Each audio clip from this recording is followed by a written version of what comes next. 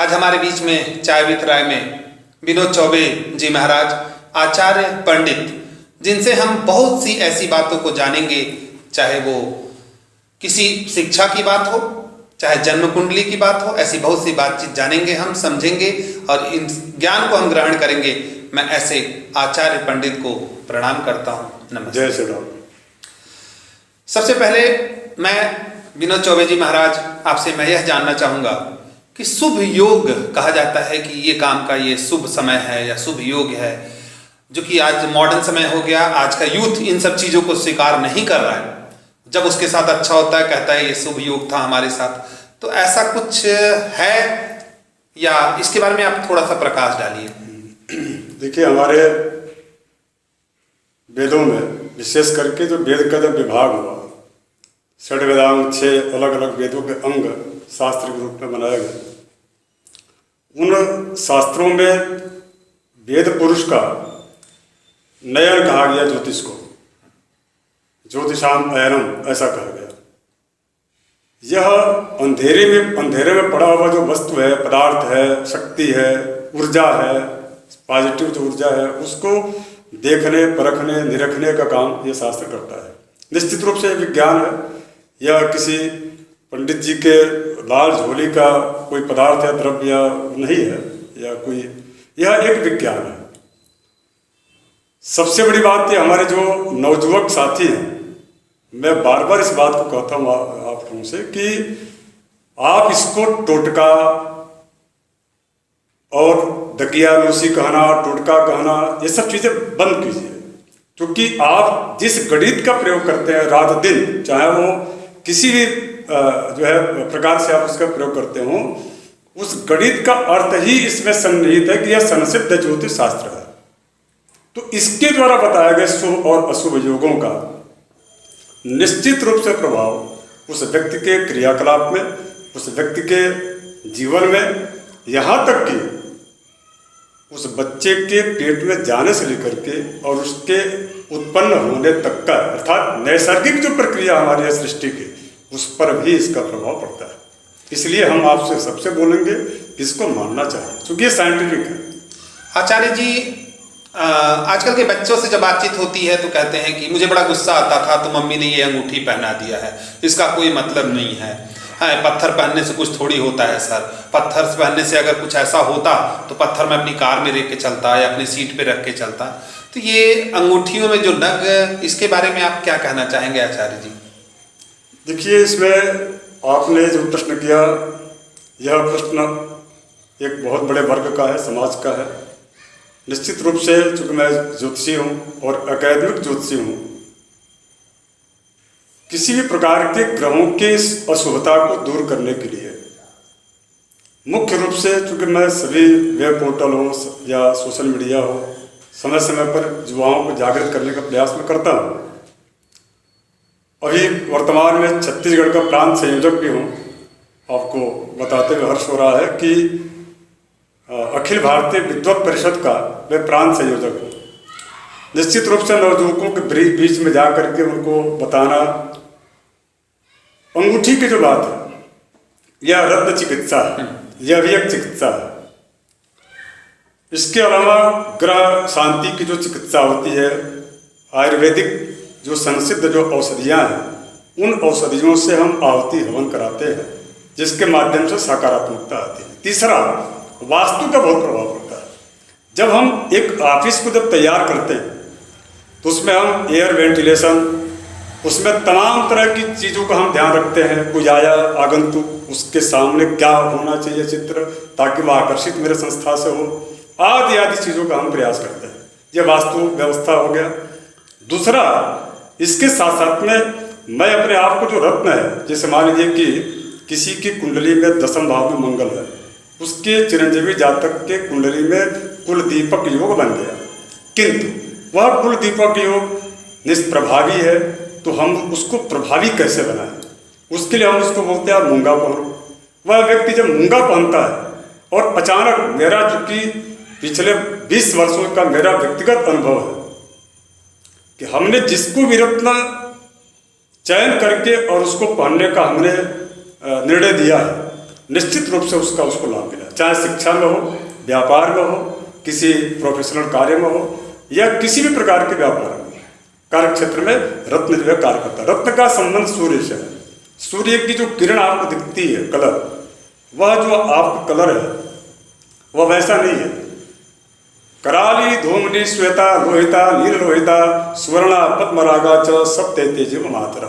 सूर्य की किरण 7 रंगों में आती है, सतरंगी, और उन 7 रंगों का प्रभाव इस जो है रत्न से उसका प्रभाव होता है, और उसी आधार पर एक जो गणक होता है, एक जो ज्योतिषी होता है, वह रत्न को बताता है। यह इतना सामान्य नहीं है जो आप दुकानों में, कचहरी के सामने तोता मैना रख करके जो ज्योतिषाचार्य का काम करते हैं, जो कुछ आजकल मॉडर्न ज्योतिषी आ गए हैं, तथा कथित मैं उनको ज्योतिषी बोलता हूँ, जिनको बेसिक का ज्ञान नहीं है, उनके द्वारा रत्नों का व्यापार किया जाता है। तो इस प्रकार के रत्न चिकित्सा का तो निश्चित रूप से उसका प्रतिकार करना चाहिए, किंतु यदि शास्त्रोक्त कोई ज्योतिर्वेद आपको संक्षिप्त रूप से बताता है, उसको पढ़ना चाहिए। मैं बच्चों से आग्रह करता हूँ, और उसके साथ साथ में आपको प्रयास और उस दिशा में जो है करना चाहिए। महाराज जी, आज यूथ में एक और बात बहुत ज़्यादा तेजी से चल रही है, क्योंकि मेरा मुख्य उद्देश्य चाय विथ राय में आपसे चर्चा करने का यह है कि हम यूथ को प्रेरित कर सकें, यूथ को मार्गदर्शित कर सकें। उनका कहना यह है कि जन्म कुंडली बनती है, जन्म कुंडली में बहुत से लोगों का लिखा रहता है कि ऐसा होगा वैसा होगा, उस तरह से कुछ होता नहीं है। क्या इसमें कुछ सत्यता है, या इस पर आप थोड़ा सा प्रकाश डालिए। बिल्कुल, आपने अच्छा कहा। देखिए, मैं पूरा बोल रहा हूँ, ज्योतिष शब्द तो बाद में आया, इसके पूर्व इसका नाम है ज्योतिर्वेद। ज्योतिर्वेद का मतलब होता है कि जिस प्रकार से हम आज कोई जब वीडियोग्राफी करते हैं या कोई कार्यक्रम करते हैं, हम उसमें प्रकाश का बड़ा महत्व देते हैं। आज हमारे बहुत सारे शिष्य हैं फिल्म इंडस्ट्री में, बॉलीवुड में और यहाँ लोकल हॉलीवुड में भी। मैं जब भी उनके कार्यक्रमों में, निजी कार्यक्रम हो या इस प्रकार के कार्यक्रम में जाता हूँ, तो मैं ये देखता हूँ कि एक बहुत बड़ी व्यवस्था लाइटिंग की होती है। तो लाइटिंग की व्यवस्था इसलिए कि हम उसको किस प्रकार से उपकृत करें, उसको उभार करके लोगों के समक्ष रखें, ताकि लोग उसको जाने समझें और उसमें आकर्षण हो। ठीक वही स्थिति है ज्योतिष का। ज्योतिष कोई भी चीज जो आपके नेत्र के सामने नहीं है, जो प्रत्यक्ष रूप में आपको दिखाई नहीं दे रहा है, उसको वह देख करके, और वो देखने का जो तरीका है वह साइंटिफिक और गणितीय व्यवस्था है। वो देख करके उसके पश्चात उस व्यक्ति के, यहाँ तक कि कभी कभी तो 2 बच्चों का एक साथ जन्म होता है, जुड़वा, उसमें कुंडली बनाने में बड़ी दिक्कत होती है। तो हम लोग उस समय निषेक पद्धति के माध्यम से जिस समय गर्भ में वह बच्चा प्रवेश करता है, उसके आधार पर हम उसको बनाते हैं। क्योंकि गर्भ में एक साथ वो बच्चा प्रवेश नहीं करता, जन्म उसका एक साथ होता है, लेकिन उसका जो है प्रवेश एक साथ नहीं होता। मैं यहाँ भिलाई में 2-3 ऐसे मैं लोगों को बताऊंगा, आपको कैमरे में नहीं बता सकता। तो मेरे कहने का अभिप्राय है कि इस प्रकार का जो ज्योतिषीय जो प्रभाव है, निश्चित रूप से उसके जीवन का है। और आप जो है जितने भी कार्य हैं इस प्रकार के योग, ज्योतिषीय योग है, उसका 100% उसका जो है प्रभाव है, और उसका फल शुभाशुभ फल पड़ता है। कई लोग, विनोद चौबे जी, मैं यह भी जानना चाहूँगा, आप आचार्य हैं, पंडित हैं, और मेरे लिए तो आप महाराज हैं। यहाँ पर एक बात और भी चलती है, कई लोग कहते हैं कि शादी ब्याह में कुंडली मिलाई जाती है जी, और शादी ब्याह में कुंडली मिलाने के बाद गुण अवगुण देखा जाता है, जिसमें कई बार उनके गुण 32 गुण 36 गुण जो भी होते हैं मिलते हैं, और मिलने के बाद भी वो शादी 6 महीने भी नहीं चलती, टूट जाती है पूरे गुण मिलने के बावजूद। तो ये सब चीजें शायद ज्योतिष से लोगों को दूर खींच रही है, क्या इसके पीछे कारण है? बिल्कुल, आपने राय साहब, आपको बहुत बहुत धन्यवाद, आपने ऐसा प्रश्न किया। सर्वप्रथम मैं एक प्रोफेशनल ज्योतिषी हूँ, निश्चित तौर पर हमारा यह भी एक व्यवसाय है, किंतु उस व्यवसाय में भी ईमानदारी बहुत आवश्यक होता है। बड़ा दुखद स्थिति है कि हम सच्चाई को स्वीकारते नहीं। आजकल के जो ज्योतिषी के बजाय फॉरेन डिटर्न जो एस्ट्रोलॉजर हो गए, उनके चलते हमारा जो बेसिक जो ज्योतिष है बहुत घायल है, चोटिल है, करा रहा है, उसके आंख से आंसू आ रहा है। और उसका कुप्रभाव हमारे नवयुवकों को पड़ रहा है कि ऐसे प्रश्न आ रहे हैं।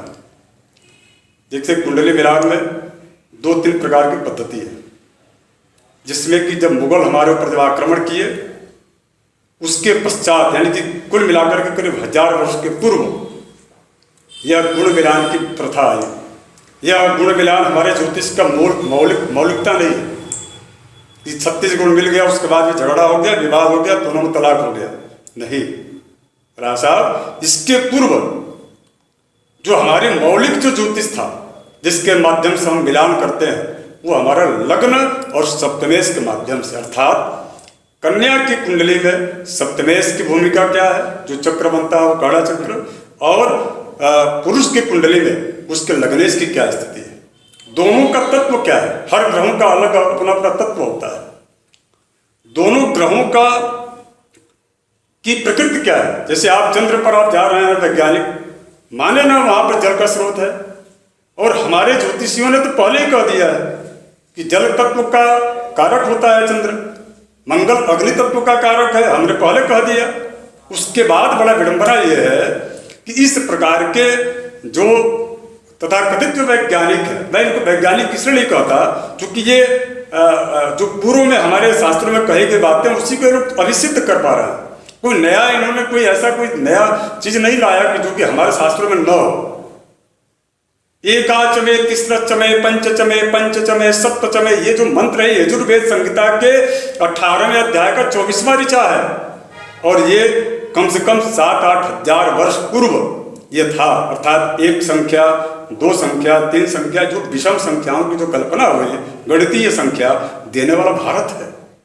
और यहाँ पर गुण मिलान पर प्रश्न उठाना, हाँ, अगर यदि आप ये जो गुण मिलान है 36 गुण, अष्टवकुट गुण मिलान है, निश्चित तौर पर यह स्थूल है। स्थूल का मतलब यह होता है कि यह उतना संसिद्ध नहीं है, यह ऋषि परंपरा से संसिद्ध नहीं है। मैं आप सबसे आग्रह करता हूं कि आप, इसलिए हमने कई माध्यमों से इस पर हमने काम भी किया है, प्रचार करने का प्रयास भी मैं करता हूं कि गुण मिलान में तो विशेष रूप से आप यदि लग्नेश सप्तमेश के तत्व के आधार पर यदि आप गुण मिलान करते हैं तो मैं आपको बता रहा हूं कि 99% जो है इस प्रकार का विवाह या वैवाहिक विच्छेद नहीं होगा। क्या बात है, बहुत ही बढ़िया। हाँ। महाराज जी, अगर मान लीजिए जो आप मिलान करना चाहते हैं लग्नेश का या सप्तमेश का, मैं शायद बहुत अच्छे से नहीं बोल पा रहा हूँगा, अब वहाँ नहीं अगर मिलान हो रहा हो तो क्या ज्योतिषी विद्या में ऐसा कोई व्यवस्था है कि पूजा पाठ करके उसे हम बेहतर कर सकें? देखिए, पूजा पाठ करके बेहतर नहीं किया जा सकता, ये सच्चाई है। जो है वो है। योग को की तीव्रता कम की जा सकती है, उसकी क्षमता कम की जा सकती है, किंतु आप ये बोले कि योग है, योग का मतलब क्या है? योग मतलब जोड़, ग्रहों का योग। जब आप जन्म लिए उस समय, आपके जन्म के समय खगोलीय और भौगोलिक जो स्थिति है, इन दोनों का चित्रांकन है, वो जो अब गाढ़ा चक्र है। अब उस योग को आप बोलते हैं पूजा पाठ से उसको हम ठीक कर देंगे, यह जो है ये तथ्यानुष है। मैं इसका समर्थन नहीं करता, और एक ज्योतिषी तो बिल्कुल नहीं कर सकता। हाँ, एस्ट्रोलॉजर जो है वो आजकल जो फॉरेन रिटर्न है लिखते हैं नाम के आगे पद जो है, तो वो कर सकते हैं, क्योंकि कई ऐसे भी ज्योतिषी जो केतु की शांति के लिए शराब तक चढ़ाने की बात कर रहे हैं, जिनका हमने विरोध किया है। तो ये अतात्विक लोग हैं, ये ज्योतिष शास्त्र के विरुद्ध कार्य कर रहे हैं। अभी युवक युवतियों में, लड़के लड़कियों में एक लव मैरिज की प्रथा चली है जी। प्यार से शादी। पहले तो लड़का लड़की देखता नहीं था, इसके बावजूद शादी हो जाता था, और आने के बाद ही वो मुख दर्शन कर पाता था लड़की का। आजकल प्यार चलता है 2-2 साल 3-3 साल, इसके बाद शादी होती है। ऐसे लव मैरिज के पक्ष में आप हैं? बहुत अच्छा, आप जो बोल रहे हैं ये आज के समाज के नवयुवक वर्गों का पिछले 50 वर्षों में उनको हमारे धर्म संस्कृति से इतना न दूर कर दिया गया कि वो आज इसी को, इस स्वतंत्रतावादी सोच को, इस अमर्यादित, मैं बोल रहा हूँ ऑन रिकॉर्ड बोल रहा हूँ कि इस अमर्यादित सोच का जो एक जो इसका जो प्रचारित इसको जो किया गया, इससे आपने केवल मात्र इस प्रकार की सोच वाले लोग, उनका नुकसान नहीं हुआ, बल्कि आप नुकसान 3 तरह का कर रहे हैं। एक, जिससे आपने जन्म लिया, अपने माता पिता का नुकसान। दूसरा, आपका जीवन ही नुकसानमय हो जाएगा, हानिप्रद जीवन है आप, क्योंकि विदेशों में ये कल्चर है कि उस विदेशों में मां तो सुनिश्चित होती है किंतु उस बच्चे का पिता सुनिश्चित नहीं होता। हमारी ये संस्कृति नहीं है। हमारी भारतीय वैभवशाली संपन्न संस्कृति है, हमारी आर्य संस्कृति है। तीसरा, आप नुकसान किसका कर रहे हैं? वो भावी आने वाली पीढ़ी का। आज कई ऐसे बच्चे हैं जो 12-12, 15-15 वर्षों के हो गए हैं, उसके बाद भी उनके माता पिता तलाक लेते हैं। और बड़ी विडंबना है, जहां शुक्र और मंगल ग्रह की अधिकता की वजह से लोग अभिनेता बनते हैं। ऐसे फिल्म इंडस्ट्री में प्राय इस चीज को देखा गया है। हमने इस पर शोध किया है, कई जगह हमने शोध पत्र को पढ़ा, लोगों ने उसको बहुत सराहा कि शुक्र और मंगल, इन दोनों ग्रहों की वजह से तलाक और नशे की गिरफ्त में, ये हमारे, आप देखिए कभी आप जो है उसमें पढ़ा होगा ISSBN जो इनके जो वेबसाइट्स है, हमारा आर्टिकल पढ़ा होगा, हमने लिखा था कि दोनों लोग, ये लोग जो है शुक्र और मंगल व्यक्ति को, इस प्रकार के लोगों को नशेड़ी बनाता है, और शुक्र जो होता है वैवाहिक विच्छेद लाता है, जिसमें उम्र का कोई महत्व नहीं होता। मैं चाहता हूं हमारा जो भारत है, हमारी जो भारतीय संस्कृति है, हमारी जो ग्रहीय, हमारी जो संयुक्त परिवार की जो एक व्यवस्था थी, उसको बनाए रखने के लिए लव मैरिज का हम विरोध करते हैं, किंतु दाम्पत्य जीवन में हम प्रेम के बढ़ने का समर्थन करते हैं। बहुत ही बढ़िया महाराज जी। अभी तो एक सिंबल हो गया है, मैं बड़े, आपका जवाब बड़ी बेबाकी से आप दे रहे हैं, और उसी बेबाकी से मैं कोशिश कर रहा हूं कि प्रश्नों को पूछूं और यूथ तक इन बातों को पहुंचा सकूं, यूथ इन बातों को समझ सके। अभी युवक युवतियों के बीच में या ऐसे कॉर्पोरेट सेक्टर में लोग बैठ करके शराब के साथ ही या लीकर के साथ ही अपनी बातों की चर्चा करते हैं, बड़े बड़े डिसीजन उसी पे होते हैं। आज एक संस्कार बन गया है, इसके बारे में आप क्या कहना चाहेंगे? आपने जो कहा, यह VIP संस्कृति है, और इसमें VVIP संस्कृति का संक्रमण हो गया है, और इसमें भारत छूट गया है, इंडिया महत्वपूर्ण हो गया है। निश्चित तौर पर जो इंडिया शब्द है, इस इंडिया शब्द में इस प्रकार की पार्टियों का होना, और बड़ा दुखद है कि नशे की गिरफ्त में 40 वर्ष के बाद की महिलाओं का जाना, 20 वर्ष के नीचे की उम्र वाली बच्चियों का नशा की गिरफ्त में जाना, ये चीज उसका प्रभाव है, इसी VIP कल्चर का। मैं जितने भी कारपोरेट जगत के या हमारे जो छात्र हैं संस्थान के, तेजस्वी ओजस्वी, जो बड़े बड़े कारपोरेट क्षेत्रों में जाएंगे, मैं आप सबसे आग्रह करता हूं, हमारे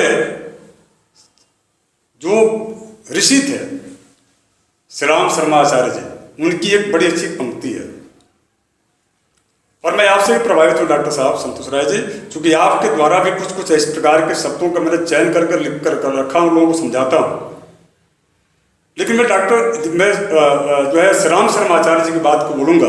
वो कहते हैं कि हम सुधरेंगे, जग सुधरेगा। आप टेबल पर शराब पीते हुए यदि आप किसी भी प्रकार का निर्णय लेंगे, वह अमानवीय निर्णय होगा। उसके साथ साथ में आप जो है, महाभारत की कथा है, 21 जन्म पूर्व उन्होंने एक जो तितर होता है उसको उन्होंने मारा, और उसके पीठ में जो है दुर्वांकुर का अंकुर जो है डाल दिया। दूसरे कथा आती है कि उन्होंने एक सर्प को मार करके और बबुल के वृक्ष पर फेंक दिया, और उसके पूरे शरीर में बबुल के वृक्ष के कांटे जो है धंस गए, और उसी का उनको 21 जन्म के बाद उनको प्रायश्चित करना पड़ा, और सरसैया पर भीष्म पितामह जैसे ओजस्वी तेजस्वी व्यक्ति को, महारथी को सोना पड़ा। और जानते हैं उस बाण को मारा किसने? भाई साहब, उनकी अपने लोगों ने, उनके अपने परिवार के लोगों ने। आप शराब पी करके, और उसके बाद आप ही का शोध कहता है, और आपके ऑक्सफोर्ड यूनिवर्सिटी के आप वेबसाइट पर पढ़ा हुआ है, आप पढ़िएगा इसको, कि इस प्रकार इस जन्म का जो दारूबाज होता है, जिसको हम शराबी कहते हैं, उस शराबी का 21 पीढ़ी के बाद का जो जन्म बच्चा होता है वह आंख से अंधा होता है। आज हमारे ऋषि महर्षियों का त्याग, हमारे पूर्वजों का कितना अच्छा त्याग है कि आज हम कितने अच्छे से संस्कारवान हैं, और आज हम अपने बच्चों को कौन सा संस्कार दे रहे हैं। निश्चित रूप से यह बहुत नुकसानदायक है, ऐसा बिल्कुल गलत है। यूथ ये कहता है, नए बच्चे ये कहते हैं कि अगला जन्म किसने देखा है, ये तो पंडित ज्योतिषियों का बनाया हुआ चीज है। बिल्कुल, देखिए अगला जन्म आप सही कह रहे हैं कि किसने देखा है। एक बहुत बड़े पत्रकार हैं जर्मनी के, और उसके साथ साथ में वो जो है अच्छे लेखक भी हैं। उनकी किताबों को हमको लगता है कि पूरे विश्व में अनेक भाषाओं में, यहाँ की फ्रेंच में भी उनका जो है प्रकाशन हुआ है। वो डॉक्टर राथ के बारे में आपने पढ़ा होगा। डॉक्टर राथ, डॉक्टर कीथ, ये लोग दार्शनिक रहे हैं। जब उनसे डॉक्टर राथ से जब पूछा गया यही चीज कि क्या आपने, चूंकि वो प्रकृतिवादी थे, उनसे पूछा गया कि क्या आपने अगले जन्म के बारे में सोचा है। उन्होंने कहा हाँ, मैं तो रोज मरता हूँ, रोज जीता हूँ। मेरा हर दूसरा जो सुबह होता है वह मेरा एक जन्म ही होता है। जन्म का मतलब केवल जननी के मां के गर्भ से उत्पन्न होना ही जन्म नहीं है। जन्म उस व्यक्ति का एक अपने एक समाज में होता है, उस व्यक्ति का जन्म एक कॉलेज में होता है, उस व्यक्ति का जन्म एक जो है स्कूल में होता है। इस प्रकार से जन्म तो बार बार लेता है। जन्म में जो है उसको अपने आप को कैसे सुव्यवस्थित करना है, धर्म, अर्थ, काम और मोक्ष, इन चारों पुरुषार्थों को यदि प्राप्त करना है तो जन्म को सुधारना पड़ेगा। बहुत सारे ऐसे लोग हैं, मैं देखा दिल्ली में जो है हमारे परम मित्र हैं, पूर्व प्रधानमंत्री जी के पुत्र हैं, मैं उनके यहाँ गया। इस प्रकार की चीज़ों को उन्होंने इतना अच्छा संजोया, उससे बड़ा कोई नेम फेम वाला भी प्रायः बहुत कम लोग होते हैं। लेकिन उसके बाद भी, वहाँ तक जाने के बाद भी मैं उनके यहाँ संस्कार देखा। ऐसे कई ऐसे व्यापारी हैं कारपोरेट क्षेत्र में जो केवल मात्र टेबल पर इस प्रकार की स्थिति जो बताया आप शराब पी के निर्णय लेना, ये नहीं करते। वो अगले जन्म को मान करके ही वह प्रतिदिन अपने घर में इस प्रकार की ऐसी व्यवस्था, ऐसा संस्कार। अभी महाशय जी खत्म हुए, की मृत्यु हुई महाशय जी का, आपने देखा होगा। उनके घर में, परिवार में उनका जो जन्म, मृत्यु के पश्चात भी उन्होंने ऐसा संस्कार देकर वो गए हैं कि आज उनके परिवार में संस्कार की और आर्य समाज के द्वारा जो अधिकृत जो नियमावलियां उनके घर में लागू हैं। मैं आपसे आग्रह करूंगा कि जन्म का मतलब ये नहीं कि मरने के पश्चात भौतिक जो है शरीर का रूपांतरण ही जन्म है, ऐसा कहना गलत है। जन्म तो रोज होता है उस व्यक्ति का। आपको जन्म सुधारना पड़ेगा, तभी आपका भविष्य सुनहरा होगा, वरना आप निश्चित रूप से गड्ढे में नहीं बल्कि समुद्र की खाई में चले जाएंगे। क्या बात है। और मैं ये सोचता हूं कि यूथ को आज की ये चर्चा जो है, यूथ के लिए मैं खुद भी यहाँ बहुत कुछ लर्न कर रहा हूँ, बहुत कुछ सीख रहा हूँ, और यूथ के लिए बहुत ही इंपॉर्टेंट आज की चर्चा है। जाते जाते अंत में विनोद चौबे जी महाराज, राशि फल के बारे में पूछना चाहूंगा कि राशि फल कुछ होता है, क्योंकि मेरे पूछने का अंदाज आज का यूथ जैसा पूछता है, उसी अंदाज में पूछ रहा हूँ। देखिए, राशि फल बहुत अच्छा इसमें विषय है। सिद्धांत और होरा, इसके पूर्व जो है संहिता, सिद्धांत, संहिता, होरा, स्कंद त्रयम, ज्योतिष का 3 भाग है। इन तीनों भागों में जो राशिफल आज पेपर में जो देते हैं या अन्य माध्यमों से, ये राशिफल सार्वभौमिक नहीं है, सैद्धांतिक नहीं है, और यह जो है निश्चित रूप से भारतीय ज्योतिर्विद्या जो शास्त्र है उस शास्त्र का कहीं कहीं हानि कर रहा है। पूरे वैश्विक स्तर पर, क्या पूरे इस चराचर को 12 भाग में डिवाइड किया गया। राशि, राशि मतलब ढेर। मैं यूपी का हूं, बड़ा गर्व है हमको। हमारे यहाँ राशि जब अनाज जब गेहूँ निकलता है तो वहाँ पर जो है अलग अलग राशि रखा जाता है, टुकड़ों में गोल बना करके ऐसे पिरामिड टाइप से जो है, ताकि उसकी रक्षा सुरक्षा हो, उसकी वृद्धि हो, लक्ष्मी की पूजा होती है। ये हमारी परंपरा है। और बड़ा अच्छी बात यह है कि छत्तीसगढ़ के कई जो है आदिवासी हमारे जो शिष्य उनके यहाँ मैं गया, उनके यहाँ भी उसको राशि ही कहा जाता है। उड़ीसा इत्यादि सभी क्षेत्रों, सीमांत क्षेत्रों में तो ये जो राशि है ये पूरे भूमंडल को 12 भाग में डिवाइड किया गया। उस राशि के अब आप समझ सकते हैं कि उसके पश्चात जो है सूर्य की किरण के आधार पर, मिथुनोदय लग्नोदय के आधार पर लग्न निकाल करके उस व्यक्ति का जो है कुंडली तैयार होती है। कितना सूक्ष्म अध्ययन किया जाता है, कितना सूक्ष्म गणित किया जाता है। क्योंकि हमारे पास कोई संसाधन नहीं था, लेकिन हम यहाँ से बैठ करके पता लगा सकते हैं और बता दिए, हमने बता दिया कि सूर्य पृथ्वी से कितना दूर है, चंद्र पृथ्वी से कितना दूर है, मंगल कितना दूर है। लेकिन आखिर ये उसी का बताया हुआ ये राशिफल क्यों गलत हो रहा है?